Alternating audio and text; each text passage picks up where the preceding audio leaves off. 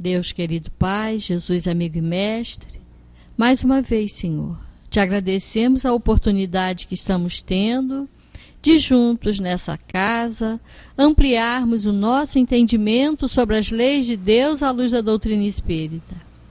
E que essa reunião, nesta tarde, possa transcorrer em clima de muito aprendizado para todos nós. Obrigada, Senhor. Graças a Deus e que assim seja. E com vocês, Celi, né? Palestra da tarde.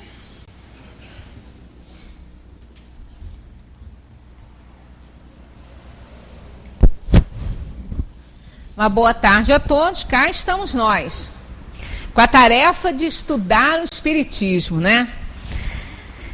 Com esse assunto tão interessante, que é a alma após a morte, que realmente a gente sabe qual é a situação da alma após a morte. Isso não é novidade para nenhum de nós, mas por causa da bênção do esquecimento, que nos faz realmente recomeçar, sem aqueles melindres todos, sem a consciência das besteiras que já fizemos, né?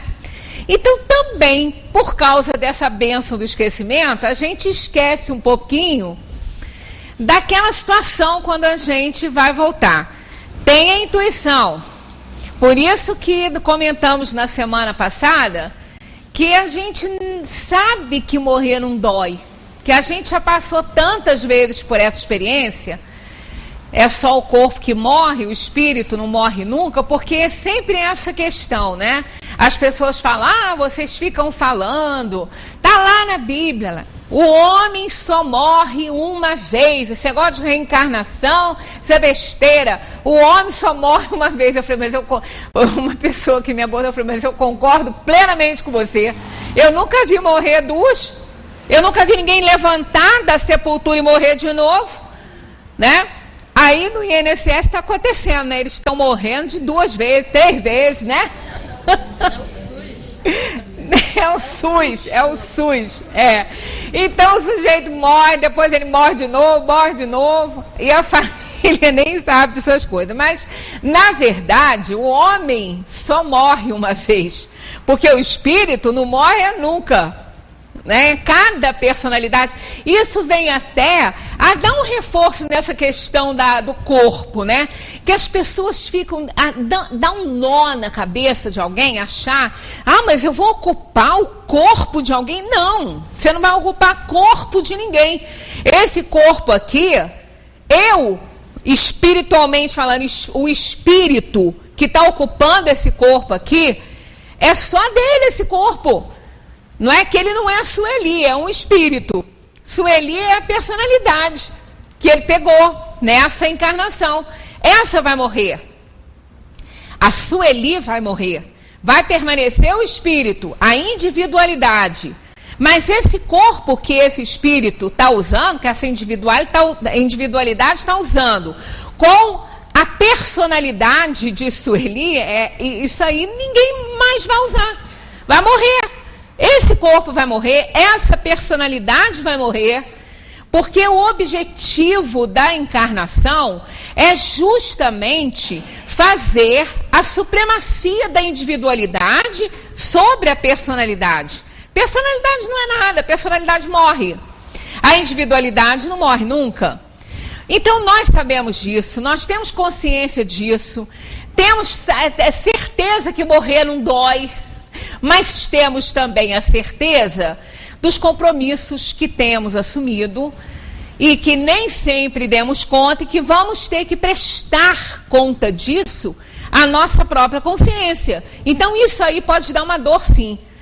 Hermes, quando falava aqui, que ele agora está lá em Brasília, a gente não tem mais o prazer, né, de ouvi-lo aqui, o Hermes falava que a consciência parece uma cebola.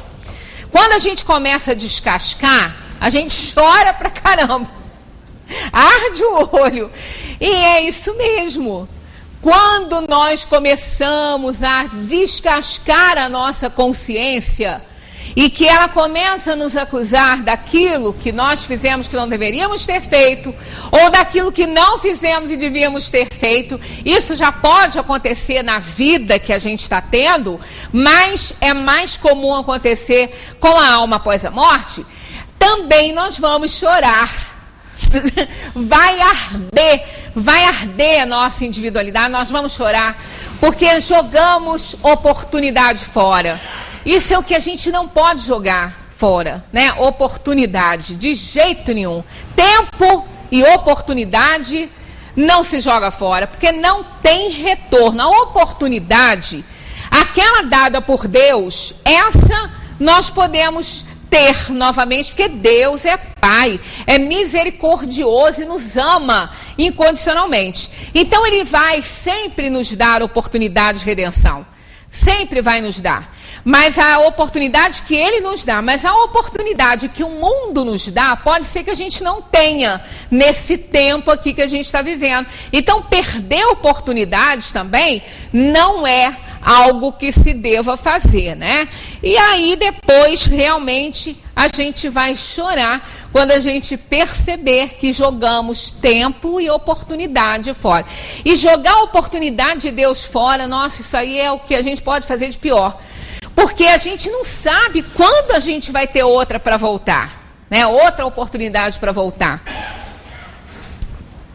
Os espíritos, ao desencarnarem, a alma, quando ela chega na dimensão espiritual, ela vai sair do estado de perturbação, que a gente também vai falar, que é a continuidade do assunto, né, de hoje. E quando começa a ter lucidez, fazer o balanço, a consciência cobrar, ali a gente vai começando a fazer a escolha das provas. Isso não é feito tão rapidamente, isso não é feito na hora de reencarnar. O espírito, no decorrer do tempo dele, na erraticidade, a gente fala tempo, mas não é bem tempo, né? Porque lá não conta tempo, mas o período que ele está na erraticidade, ele começa a perceber o que eu podia ter feito para me melhorar e não fiz, aí ele quer fazer, aí ele vai colocando lá, né? Como se, vamos imaginar aí um caderninho de anotação que ele vai anotando o que ele tem que fazer para ele se melhorar. Quais são as atitudes, as atividades, quem são os espíritos com os quais ele terá que se ligar para poder fazer sua redenção, isso tudo está ali. Está ali. No momento que ele for reencarnar, vai ser, né, eles vão comunicar a ele essa situação da reencarnação, aí ele vai apresentar a escolha que ele fez. Naquela escolha ali, os espíritos encarregados desse trabalho vão fazer a triagem, né? Vão ver ali o que realmente ele já tem condições de enfrentar, e assim vai. Quer dizer, tudo a consciência que deu oportunidade. O grande juiz. Nós não vamos encontrar na dimensão dos espíritos, quando a gente partir daqui, um tribunal lá. Tem até um filme, né, que tem uma ilustração que os espíritos chegam na dimensão espiritual, aí tem lá uma porção de guichezinhos, assim, um ao lado do outro. Eu não sei se é um visto para o céu, eu acho que é. Ali, os espíritos vão para rever o que fizeram. Aí, para eles poderem compreender que eles fizeram muita coisa de errado. É só uma ilustração, porque aquilo não acontece desse jeito, não. A consciência que vai passando aquele filme na própria consciência e o espírito vai lembrando o que fez, o que não fez, e assim vai. Mas no filme é assim. Aí ele vê as bobagens que ele fez, as coisas boas que também ele fez, né? Então não existe isso lá, isso é só uma ilustração, é um recurso cênico, né? Mas aquilo que está ali, que a gente vê como um recurso cênico, acontece na própria consciência do ser. A consciência começa a acusar, fazer as acusações, é o nosso grande juiz daquilo que nós não deveríamos ter feito ou que deveríamos ter feito. Então aí sim, isso dói. Isso é que dói. Eu acho que é disso que a gente tem medo. Porque não é, a gente já passou por tantas experiências assim, né? Então, como nós, já nessa vida de hoje, a gente já tem consciência de muita coisa que não devia ter feito e fez, aí né? Se a gente não pôde consertar, porque na atual encarnação não teve chance, porque existem aquelas coisas. Não existem erros irreversíveis, né? Não existem males irreversíveis. A gente sempre pode consertar, mas nem sempre a gente tem a oportunidade de consertar na vida que a gente se encontra. Porque se a pessoa a quem nós prejudicamos, a quem nós exploramos, se ela partiu já, se ela já desencarnou, esse resgate nós não podemos fazer na vida de hoje, porque ela já se foi, né? Então, o que nós fizemos de mal a ela, vamos ter que esperar uma outra oportunidade. Por isso é que tem lá no Evangelho uma recomendação muito boa, e que a gente passa por cima, finge que não entendeu. Reconciliai-vos com seus adversários enquanto estáis a caminho. Isso vai nos evitar muitas ardências nos olhos espirituais, né? Nós aí já começamos a descascar a cebola desde hoje. Vamos usar aqui o painel jurássico para a gente dar sequência às situações que nós estamos estudando. Eu vou botar aqui e vou ficar nesse cantinho aqui, porque até a Magui falou que eu cobri a pessoa que estava dirigindo a reunião semana passada. O Abel ficou invisível ali atrás, né? Escondidinho ali. E aí, botando aqui, não vai ficar. Bem, nós estávamos nessa página aqui, porque a abordagem de terça-feira passada, ela, às vezes, pode meter um pouquinho de medo, né? Aquelas abordagens do espírito ficar preso ao corpo, ver a própria decomposição, sentir os reflexos da cremação. Isso é fato? É. Pode acontecer? Pode. Mas sempre a gente lembrando, não é como se nós estivéssemos ligados fluidicamente ao corpo, com os fluidos do perispírito. Já estaremos com esse vínculo cortado, mas ainda imantados àquela ideia do corpo físico, da vida que tivemos. Então não é a mesma coisa, não é? O espírito sentir o reflexo, algum desconforto na cremação, não é como se ele estivesse sendo queimado vivo, não é isso. Tá? Não é assim os relatos. Ah, mas como é que você sabe? Relatos de espíritos que passaram por essa experiência e estavam ainda um pouco ligados ao corpo. Então eles falam que há uma imantação, um desconforto, mas não é como se nós estivéssemos vivos. Até porque a gente já deixou isso claro semana passada, não tem mais fluido ligado aos filamentos nervosos do corpo. O perispírito não está ligado. O espírito está imantado, mas não é através do perispírito, é na impressão da alma. Então o perispírito não está mais com fluidos no corpo, o corpo está morto, o corpo não está mais sentindo nada. São as impressões do espírito que dão a ele, né, por causa da sua imantação ainda com o corpo, esses reflexos ainda que não são agradáveis, né? Mas isso o espírito só vai passar se ele tiver que passar, se ele merecer estar passando por uma situação assim. Do contrário, não. Né? Aquele caso que a gente comentou, que o espírito foi sepultado junto com o corpo, ele também não se desligou, são casos mais raros, não são, e ainda assim, ele não vai ter a sensação de estar enterrado vivo, também não é assim. Eles relatam e não é aquela sensação de estar enterrado vivo, não. Então ninguém precisa ficar impressionado com isso, porque não é assim, né? Mas tudo isso, a gente encerrou a reunião na terça falando que pode ser evitado. Todas essas ligações ainda, toda essa imantação com o corpo morto, isso tudo pode ser evitado na vida que a gente está levando agora. A atividade intelectual, só para lembrar, a atividade intelectual e moral, a elevação dos sentimentos e pensamentos, operam um começo de desprendimento, mesmo durante a vida corpórea. Morte física e desencarnação não ocorrem simultaneamente A desencarnação nesse sentido, a imantação com o corpo, não é desligação fluídica do perispírito com o corpo, não, tá?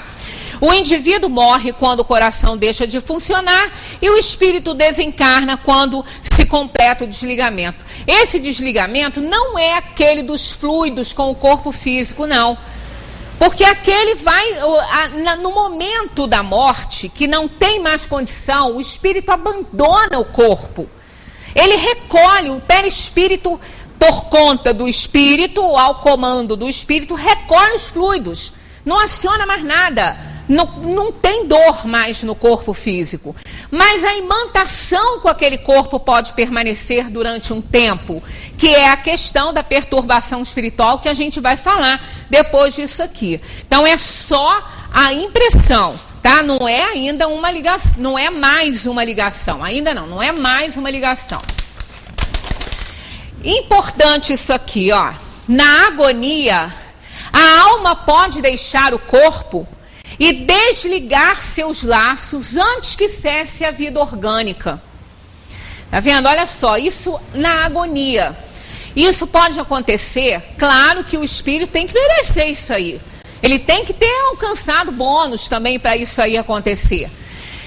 Nos casos em que há uma aflição muito grande, uma agonia, dependendo do gênero de morte, como a morte em acidentes graves, incêndios, né? Algo que realmente o espírito está resgatando.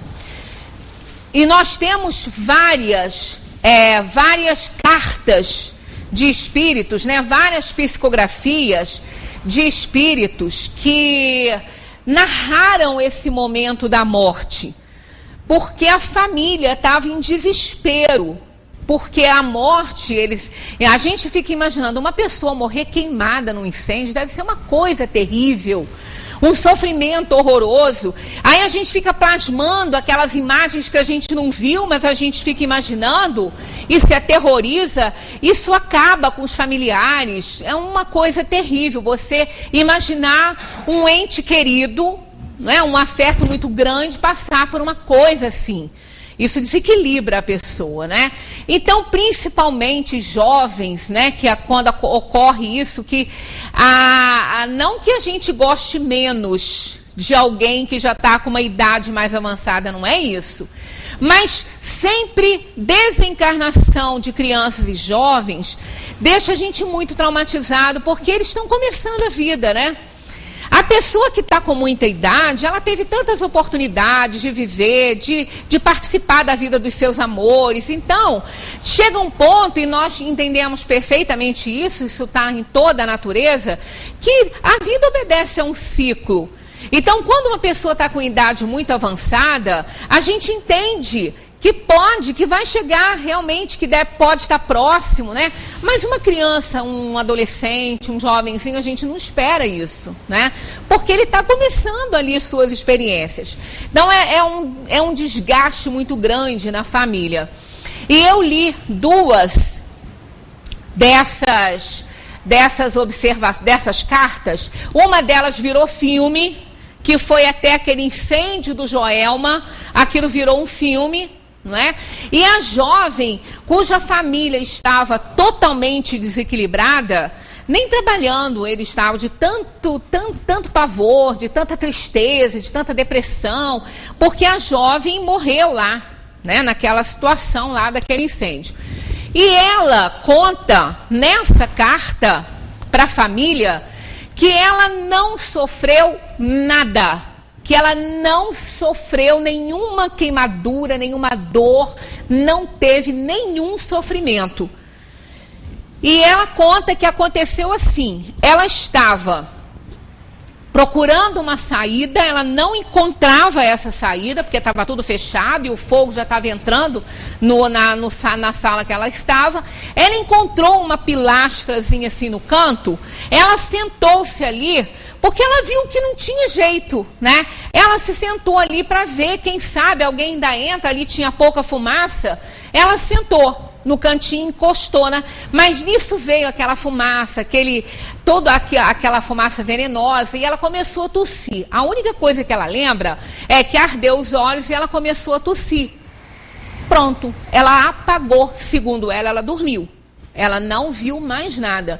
Quando ela despertou, ela estava num hospital sendo socorrida por muitos que ela não conhecia, né? Por pessoas que ela não conhecia, mas por uma pessoa muito querida que ela conhecia de foto, que era a avó dela, que ela não teve oportunidade. Eu acho que ela não teve oportunidade de conhecer em vida. Eu vou até rever isso, mas eu acho que ela não teve. Mas se teve, foi pouco tempo. E a avó ajudando a socorrê-la. Então ela é um caso desse aqui. Ela foi retirada do corpo antes da agonia final. Ela não merecia passar por aquilo por alguma razão. Ah, mas se ela não merecia, por que ela estava lá naquele momento do incêndio? Ela fez uma escolha de provas em que ela teria que ter uma morte trágica. Ela escolheu uma morte trágica para ela resgatar um passado dela. Só que ela pode ter alcançado, alcançou bônus com a vida que ela vinha levando, de obediência à lei. A gente consegue bônus, senão não valeria a pena ser bom, né? E ela conseguiu isso, quer dizer, a morte tinha que acontecer daquela maneira, tá? Era o momento dela, mas ela não tinha que sofrer os horrores, né, de ver o seu corpo queimado ali com ela viva e tudo. Então, ela foi retirada. É um desses casos, né? O outro foi uma família também, toda desestruturada. Estavam 2 amigos pescando, 2 ou 3 pescando, e caíram na água. Um conseguiu sair e o outro não. E ele, vendo o amigo dele subir e descer pedindo socorro, num sofrimento, numa agonia horrível, ele perdeu totalmente o equilíbrio, esse rapaz. Ele estava quase enlouquecendo. E ele contava isso para todo mundo, que ele não conseguiu salvar, E aí o amigo que morreu, através do Chico, fez uma psicografia para a família, mais endereçada a ele, dizendo que ninguém ficasse imaginando isso, porque ele não teve aquela agonia, ele não sofreu aquela agonia que o amigo estava vendo, que ele estava sofrendo. Ele foi retirado antes. Ele falou que, aí ele conta exatamente o que aconteceu. Ele falou que na hora que ele caiu, ele bateu a cabeça numa pedra. E realmente foi constatado que ele estava com um ferimento grave na cabeça. E aquilo de subir e descer, ele não lembra disso. Ele falou que a única coisa que ele lembra, quando ele bateu a cabeça, ele desmaiou. Ele lembra disso. Aí a única coisa que ele sentiu foi a água fria tomando conta do corpo dele, mais nada. Depois ele despertou, mais ou menos numa situação parecida com a da moça, do Joelma, num hospital sendo socorrido.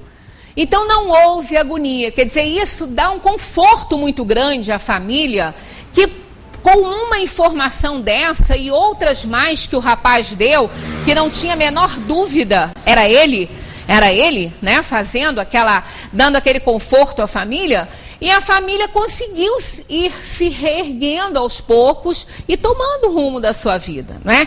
Então, em determinados momentos, isso pode acontecer.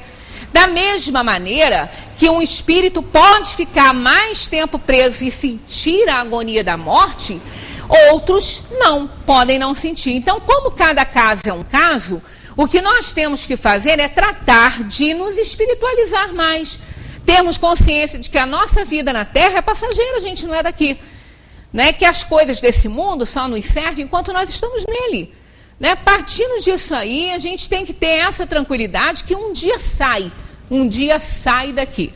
Né? E esse dia a gente não sabe quando vai chegar, mas sabe que vai. Tanto para nós quanto para os nossos afetos. Então nós temos que ter mais ou menos esse equilíbrio aí. Mortes repentinas, ao contrário do que muita gente pensa que é melhor, podem trazer dificuldades no desligamento e adaptação do espírito à nova vida. Quando o espírito faz essa escolha de provas para morrer de forma trágica, quase sempre as mortes repentinas são muito trágicas, quando elas não são provocadas, de qualquer maneira, mesmo sendo provocada por um mal súbito, é trágico, né? É trágico, você está conversando aqui, até eu ia trazer esse texto, mas semana que vem eu trago esse texto, porque eu não consegui imprimir, porque o meu auxiliar, moderno, isso aqui não falha nunca. Mas o meu auxiliar tecnológico não imprimiu o texto que eu queria trazer. Se eu tivesse com ele escrito à mão, ele estava aqui agora para a gente ler. Mas ele estava lá, ó, dentro daquela coisa, né, que a gente chama de computador, e simplesmente deu um piripaque. E não imprimiu. Mas é um texto muito interessante, veio como sendo do Pedro Bial. Mas a gente não pode confiar em autoria de internet. Uma pessoa escreve, ela quer que as pessoas leiam o seu texto, aí bota lá Arthur da Távola, Pedro Bial, que são pessoas importantes, escrevem bem, mas tem a cara dele, né? Tem o jeito dele falar. Por isso que eu acho até que é dele mesmo.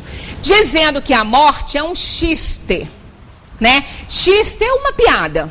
A morte é uma piada. Aí ele vai falando uma opção de coisa, que a gente marca um almoço com um amigo e de repente não vai ter esse almoço, porque a gente é arrebatado. E realmente, né? Nas mortes trágicas, nas mortes repentinas, nós somos arrebatados. É diferente de alguém que está há tempo ali numa cama sofrendo.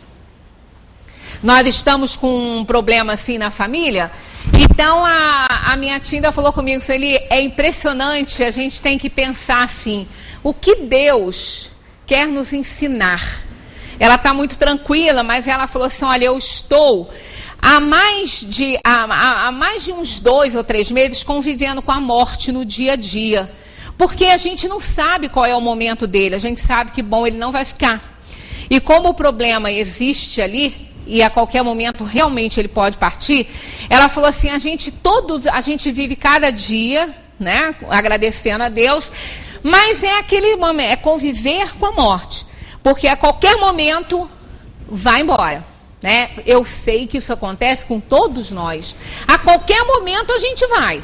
Que a gente não sabe, a gente intuitivamente pode até ter, né, alguma ideia, mas na verdade a gente não sabe com certeza, assim, são poucos os que sabem, né? Então a qualquer momento a gente pode ir, mas aquela pessoa que já está ali com uma bomba para explodir no organismo, né? Ele tem um trombo muito grande numa artéria aqui, a hora que aquilo ali arrebentar, não tem jeito. Pode ser que demore muito, pode ser que seja daqui a pouquinho. Então ela falou, nós estamos diariamente convivendo com a morte. Aí há tantas reflexões, há tantos pensamentos, não é? Há tantos valores refeitos, né?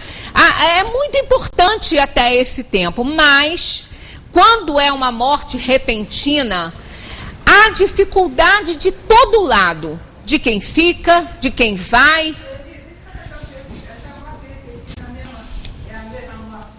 É, uma morte de repente, assim, você não espera por ela e ela vem, né? Principalmente de pessoas, né? Porque muita gente não precisa ser adivinho para saber que o sujeito pode cair, como a gente falou na semana passada, não cai duro não, porque ninguém cai duro. Duro só demora, só depois de um certo tempo. Né? Cai morto, digamos assim. Dependendo da qualidade de vida que alguém está levando, a pessoa pode até os familiares esperarem que a qualquer momento a criatura cai morta, porque está abusando demais da boa vontade divina, né? Com algumas atitudes. Então a gente pode até esperar. Mas quando é uma pessoa que está com a vida ali totalmente regrada, direitinho, ou é muito criança ainda que não tem nada, um jovem que aparentemente não tem nada. Então, é difícil. O princípio vital nas mortes repentinas, principalmente nas mortes por acidente, está todo na organização física. Se a pessoa é jovem ainda e não tem doença nenhuma, né? Porque às vezes é jovem, a doença existia e a pessoa não sabia. Então aquela doença já estava drenando o princípio vital, já estava saindo. Mas quando não tem nada, é uma morte súbita mesmo, então o princípio vital está intenso ali. E lembra que nós fizemos aqui aquela comparação com a flor, com a planta? Né? Quando a gente corta uma planta do pé e oferece para alguém, né, aquele lindo buquê de rosas, pois é, a gente vai botar lá na jarra, vai botar água. Aquela água vai, além de oxigenar ainda aquela planta, vai criar um bloqueiozinho para aquele princípio vital se esvair com rapidez. Ela vai criar esse bloqueio, ele vai aos poucos.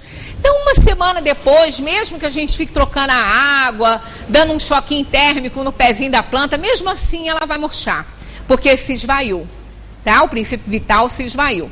No corpo físico, isso é parecido. É parecido. Não quer dizer que por essa razão o espírito sofra. O espírito só sofre o que ele tem que sofrer por imprudência, negligência, por imperfeição dele.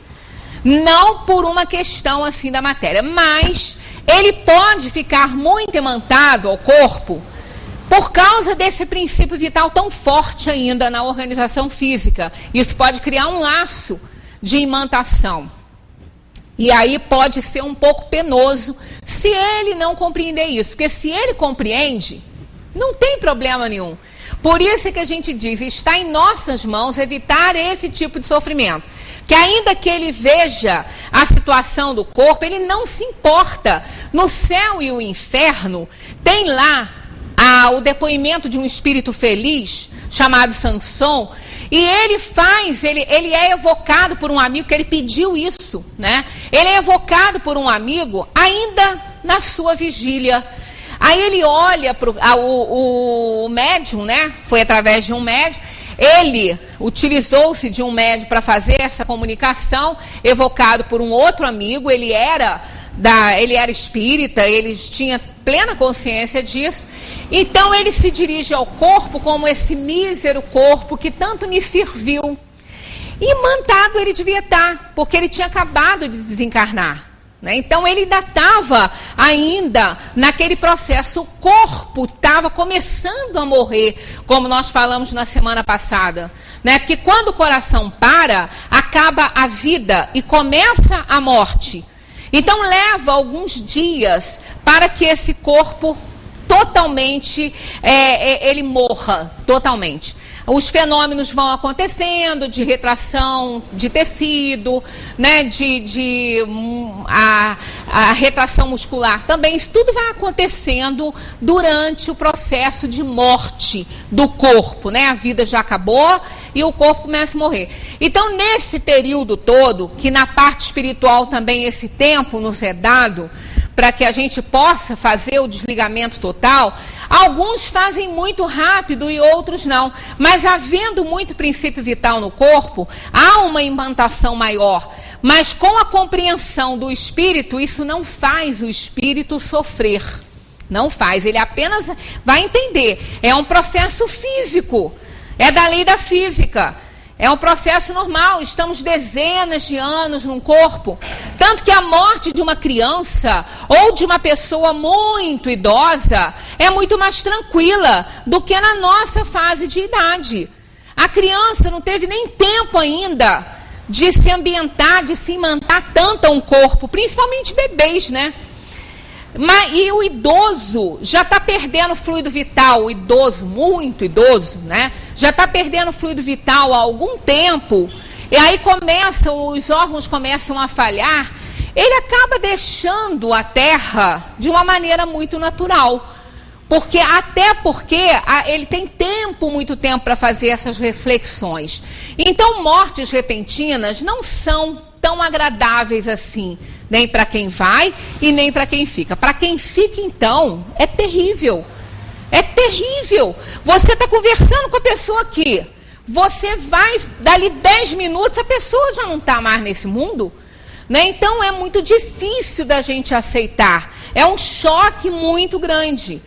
Então, tanto para quem vai quanto para quem fica, é mais doloroso do que aquele tempinho que a gente passa, porque uma doença é tratamento de beleza para a alma. A gente não encara assim não, mas na verdade é. Agora, tá vendo? Ó, mortes repentinas podem trazer dificuldades no desligamento e adaptação do corpo à nova vida, salvo ser altamente espiritualizado. Ah, mas como é que a gente vai saber? Quem tem que saber é o próprio Espírito, né? Ele que tem que saber, nós é que temos que nos espiritualizar. Ah, mas isso não é muito fácil. Bom, não deve ser mesmo, né? Porque a gente vive agarrado às coisas desse mundo aqui, fácil não é. Mas o Espiritismo está aí para nos ajudar. Essa reunião daqui como nós falamos naquela questão das doenças, né? Isso aqui é medicina de ponta, tanto para o corpo quanto para a alma. Aqui a gente aprende o que a gente precisa, tanto para o mundo quanto para a dimensão dos espíritos. Herculano Pires tem um livro que ele fala sobre a morte, né? Ele fala muito sobre isso, sobre o livro, o nome exato eu não estou me lembrando, mas tem até morte no título. Deve ser Educação para a Morte. Educação para a Morte, a Ângela lembrou bem, Educação para a Morte. Ele não fala de morte, não. Ele fala de vida. Né, que a pessoa fala, Deus me livre. Uma vez uma amiga minha viu esse livro e falou, credo, você está se educando para morrer? Falei, não, minha filha, eu estou me educando para viver. Ué, mas aí está escrito educação para a morte. Eu falei, pois é, nós nos educamos para viver, para que a gente tenha uma morte tranquila. Quando que uma morte é tranquila? Morte nunca é tranquila. Eu falei, você que pensa que não é. Morte que não é tranquila, ela é muito pior, já que tem que ir mesmo, é melhor a gente se conscientizar que nós não pertencemos a esse mundo, que nós um dia vamos sair, né? Então vamos ter aí equilíbrio, quando estiver chegando aí, se a gente perceber mesmo, é melhor ficar mais calmo, porque senão piora mais ainda a situação, né? Doença prolongada é tratamento de beleza para o espírito, porque ele tem tempo. Eu sei que ninguém quer ficar doente, eu também não quero. Mas a escolha da nossa morte nós já fizemos. Isso nós já fizemos, agora não tem jeito, né? Às vezes eu e Magui a gente fica brincando para a gente conseguir, que morte será melhor para a gente ter, né? Aí, como nós não vamos provocar, nós não podemos fazer essa escolha. Ela já foi feita quando nós reencarnamos na escolha das provas. Ela já foi feita. Mas a gente pode muito bem cuidar do hoje para que a gente, nas próximas encarnações, possamos fazer escolhas melhores. Porque se escolhemos uma morte ruim, foi porque a gente está devendo muito. Então aí não tem mais jeito, né? A que a gente vai ter na atual encarnação, ela já está escolhida por nós mesmos, né? Por nós mesmos. Mas a gente tem aquela bênção de viver de acordo que a nossa vida de hoje possa corrigir defeitos do passado, possa corrigir erros do passado, sem que a gente se comprometa muito para o futuro. Essa é a grande oportunidade que a gente tem com as nossas encarnações. O ideal é esse, é resgatar o passado e não se comprometer para o futuro, né? Porque a escolha já tem, então já está aí, nós sabemos que um dia a gente vai, né? Então não vamos nos apegar a isso. A Educação para a Morte nos ensina a viver. É um livro muito interessante. Ele ensina, ele fala muito sobre essa questão da gente aprender a viver nesse mundo tão atraente. Porque ele é atraente, não é? Vamos combinar que ele é atraente. Inconscientemente, nós temos a certeza que tem aí muitos mundos. Mas no momento, segundo Carl Sagan, essa é a única casa que nós conhecemos. No momento é essa, é a nossa casa. É o nosso mundo, né? É o nosso lar. Aqui é o nosso lar, temporariamente. Nessa viagem que fizemos ao mundo material para a gente aprender. Então a gente pode viver um pouco melhor. Segundo o Livro dos Espíritos, Kardec fez essa pergunta sobre a questão da felicidade, e eles falam que a felicidade não é deste mundo, no Evangelho também, mas que nós podemos nesse mundo ser tão felizes quanto se pode ser na Terra. Basta a gente dar uma melhoradinha nas nossas atitudes, né? Basta a gente começar a drenar um pouquinho as nossas inferioridades, porque elas são a causa de tudo de ruim que acontece com a gente. As nossas imperfeições são assim, a causa de todos os nossos males. É a nossa caixa de Pandora, né? Felizmente, a gente já falou sobre isso aqui. Quando Pandora abriu a caixa, que ela desobedeceu e abriu, os males se espalharam pela terra, né? Na mitologia conta isso. Então os males saíram todos espalharam pela terra. Quando ela viu isso, se arrependeu, fechou rápido. Mas os males já tinham saído, mas quando ela viu, ficou a esperança dentro da caixa. Essa é a nossa esperança, né? Que a gente tem a nossa caixa de Pandora, que a gente abre aí com a escolha ruim que a gente faz do livre-arbítrio, mas a gente tem certeza que a gente pode melhorar, que a gente pode consertar. Então isso é que nos dá ânimo para continuar vivendo e tendo a certeza que nós somos capazes de vencer as nossas inferioridades, né? As dores físicas atuam como inestimável recurso temporário. A dor, ela é abençoada. Não é doideira falar isso não, ela é. A dor é uma bênção. Quem não sente dor, morre sem saber que está morrendo. Será que não é melhor? Não, claro que não é, né? Tem pessoas que se ferem muito, que são insensíveis. Tem que ter um cuidado enorme. Há pouco tempo o Fantástico fez uma reportagem com essas pessoas que não sentem dor, né? Que são insensíveis à dor. Então a dor é sempre a representação de que algo não está bom. Quando nós sentimos dor, alguma dor, o que a gente faz? Vai ao médico, vai pesquisar a causa dessa dor aí.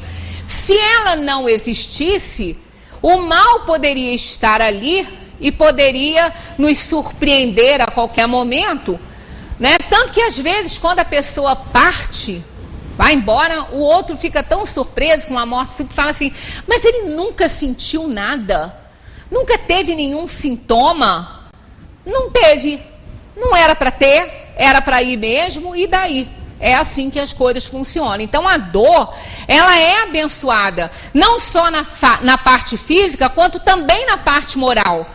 Porque se estamos sofrendo uma dor moral, é sinal que algo que não deveríamos ter feito, a gente fez. Então, a gente tem que consertar. E na parte física, a mesma coisa. A dor física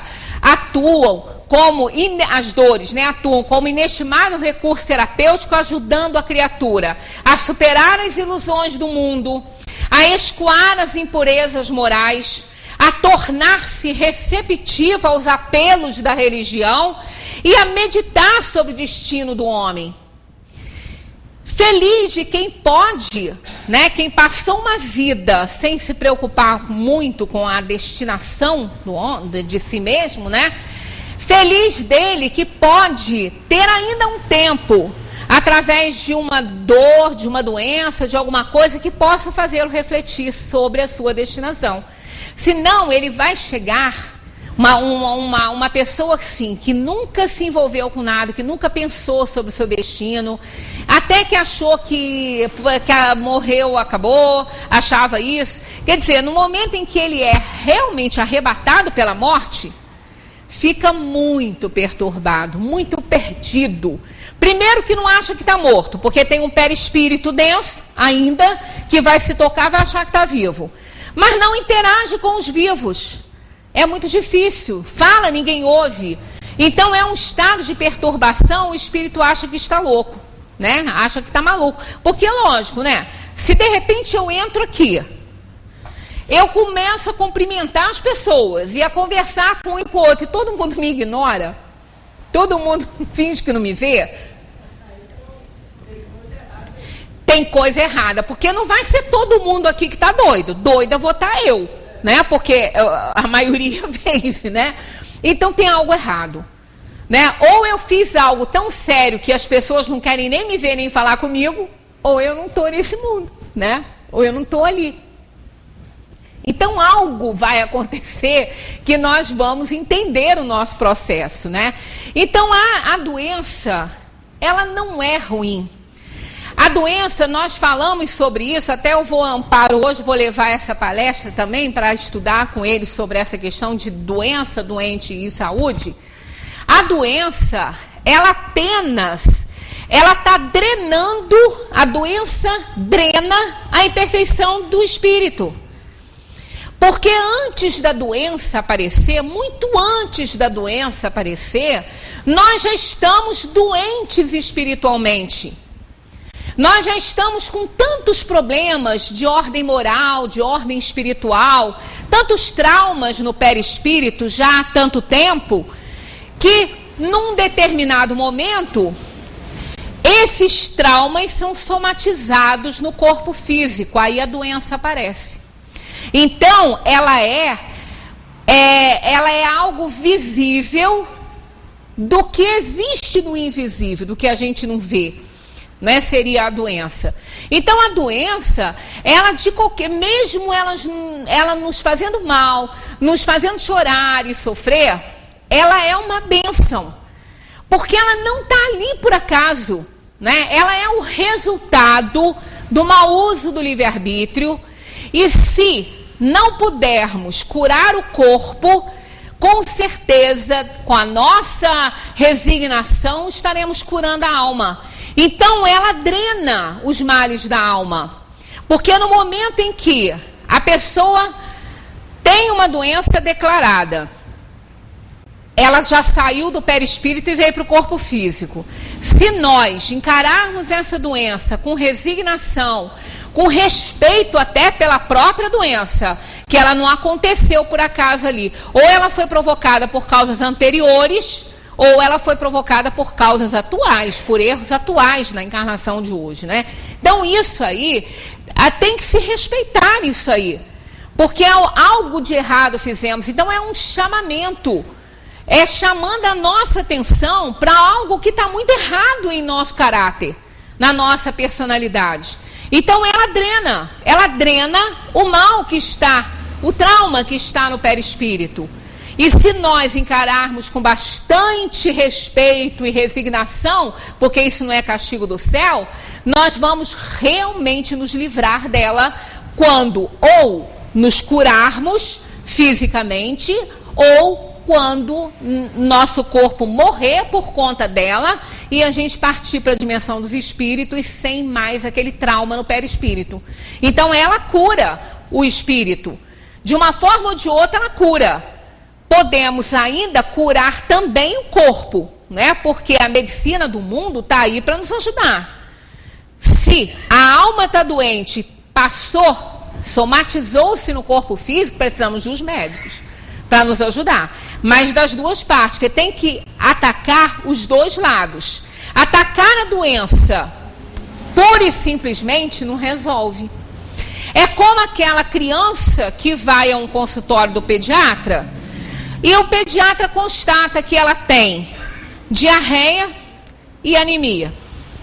Aí o pediatra passa o remédio, aí ela volta para casa. Enquanto ela estiver tomando, ela vai estar bem. Mas e o foco? O que causou a diarreia? O que está causando a anemia? Ela não tem uma boa alimentação e não tem saneamento básico onde ela mora. Então, quantas diarreias e quantas anemias ela vai apresentar na vida? Muitas. Se não cuidar do foco. E na parte espiritual, as doenças, quando elas se somatizam no corpo, precisa ser tratado o foco dela que não está no corpo. O foco está na alma. Então tem que fazer um tratamento conjunto, né? Um tratamento na alma e no corpo. E é por isso que a gente fala que o espiritismo faz medicina de ponta, porque trata a alma. Essas reuniões que nós estamos tendo aqui, às terças-feiras à tarde, nos ensinam a nos tornar melhores, a drenar mais as nossas imperfeições aí, a chegar um pouco mais perto daquilo que é ideal para sermos chamados filhos de Deus, né? Diminuindo as nossas inferioridades. Então esse é o objetivo dessa reunião, nos dar condições para que a gente possa fazer a nossa reforma íntima. Só a frequência aqui não vai fazer nada, né? O que nós vamos realmente mudar em nós é a mudança de atitude que nós temos que fazer com que a gente aprende dentro do espiritismo, e todos os religiosos de outras religiões aprendem nos seus templos religiosos. né? Que aí vão se ajudar para poder se tornar um pouco melhores, né?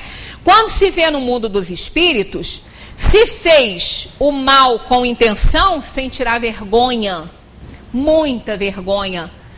E se foi justo, sem tirar alívio, por não recear nenhum olhar reprovador. Esse olhar reprovador não é do espírito que nós prejudicamos, da pessoa que nós prejudicamos, não. Esse olhar reprovador é deles, mas está impresso na nossa consciência. Não são eles que estão nos olhando, mas são aqueles olhares que ficaram impressos na nossa consciência quando nós fizemos mal a essas pessoas. Já falei aqui, já dei uma ideia, né, do que aconteceu no livro o Retrato de Dorian Gray. É mais ou menos isso que acontece. Quando nós fazemos coisas que a gente não deve fazer, nós traumatizamos o nosso perispírito. Então, no livro, Oscar Wilde não conhecia nada disso, não, mas ele retratou uma situação, ele ilustrou, sem querer, isso mais ou menos que acontece com a gente.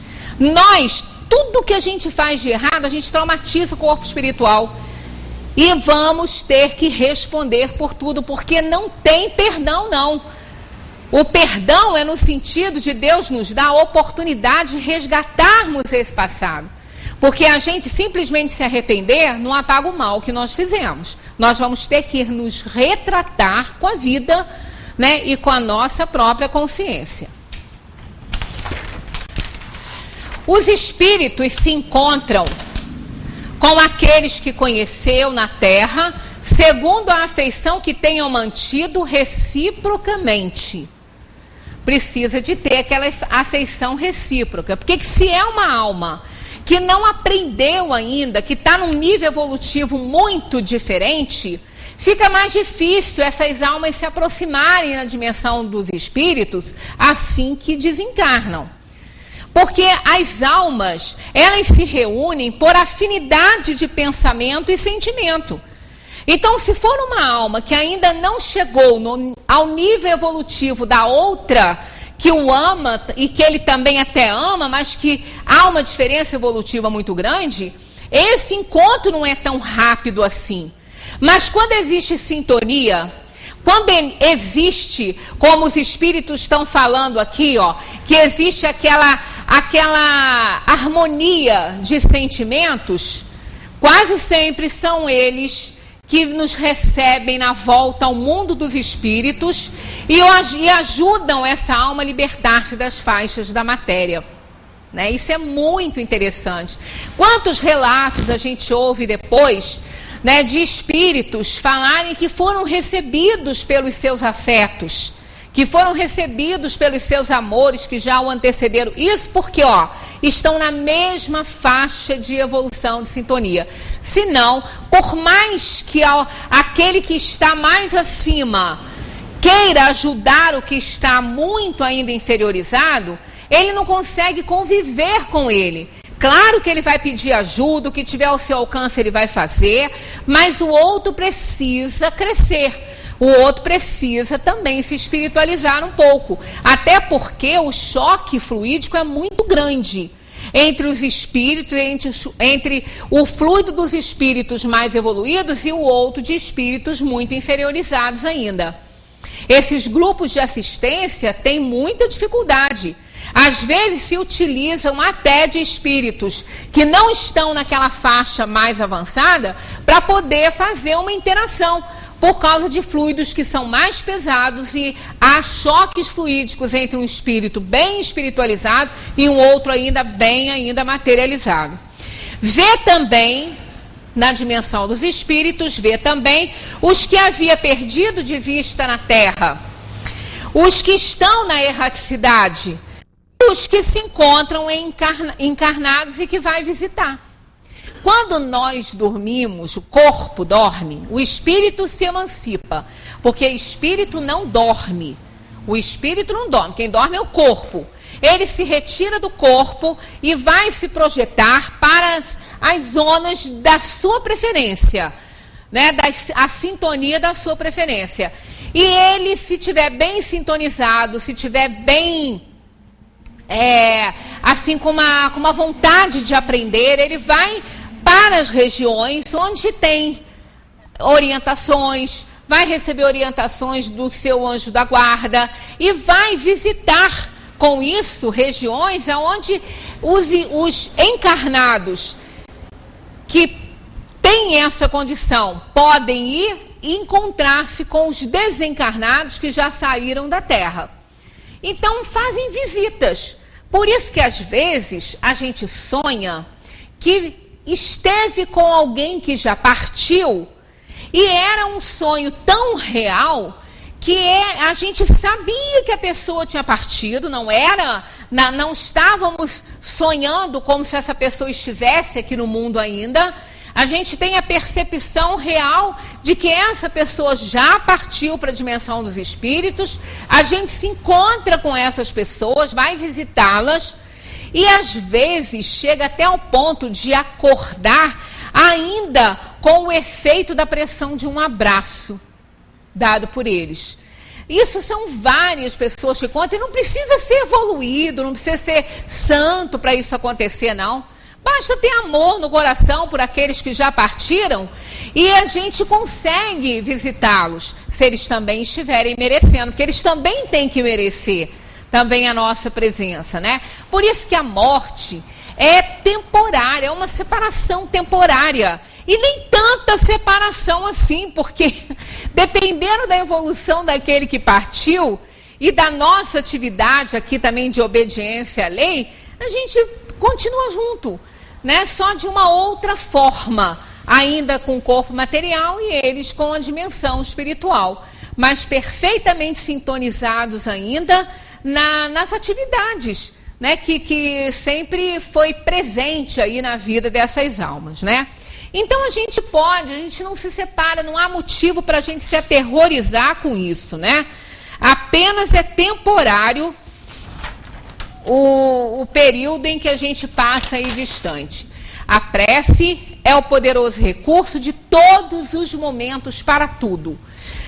No virtuoso, a vida se extingue mansamente como uma vela que se apaga e o desprendimento é simultâneo. Ali é na hora. Terminou a vida física, pronto, o espírito se desimanta do corpo físico e não assiste mais nada. A compreensão dos familiares, isso aqui é muito importante, muito importante.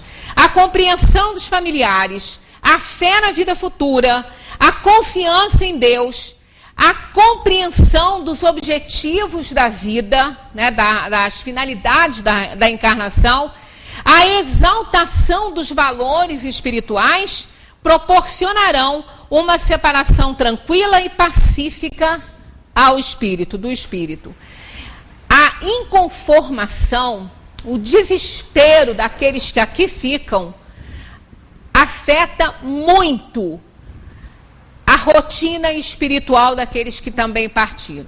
Se não houver realmente assim uma imantação muito grande, até por merecimento da alma, não chega até essa alma, mas na maioria das vezes chega. As nossas inconformações prejudicam muito a atividade do espírito, o socorro, a readaptação dele na dimensão dos espíritos prejudica muito. Ah, mas como que eu posso fazer? Eu não posso chorar pelo meu amor que não está mais aqui, pelo meu filho que não está mais aqui? Pode chorar, claro. O choro é a manifestação da emoção. Claro que pode chorar. Pode chorar quantas vezes quiser, pois chore muito. O choro lava a alma. Agora, não é com revolta. Não é chorar com desespero nem revolta, é chorar de saudade. Saudade é muito bom de sentir. Embora doa, mas não se sente saudade de quem não se ama. Então, quando se sente saudade, é porque se ama. E que sentimento nobre de se ter, né? Então, infeliz daquele que nunca tem saudade de nada, não amou ninguém, não amou nada. Né? Não fez nada de que gostou, porque não tem saudade. Então não, chorar, podemos chorar sim, porque Deus não ia querer colocar alguém na nossa vida, nos ensinar a amar essa pessoa, sentir por ela um amor enorme e de repente arrebatá-la de nós e a gente vai ficar aqui rindo de felicidade? Claro que não. Deus não se importa com isso, Ele sabe que é uma demonstração de emoção. Isso não prejudica o espírito. O choro da revolta que sim, a revolta é que prejudica a alma. E a maior dor que se pode sentir não é a dor da perda, é a dor que chega por conta da inconformação. Essa é a maior que tem. Então, quando a gente chora de saudade, isso é plenamente normal e saudável, isso até ajuda o espírito a entender quanto ele era querido, né? Isso não vai fazer mal. O que faz mal é o choro da revolta. Esse sim, esse vai fazer um mal enorme. Os sofrimentos que os espíritos enfrentam são sempre consequência da maneira como viveram na Terra. Daí a educação para a morte, que é uma educação para a vida.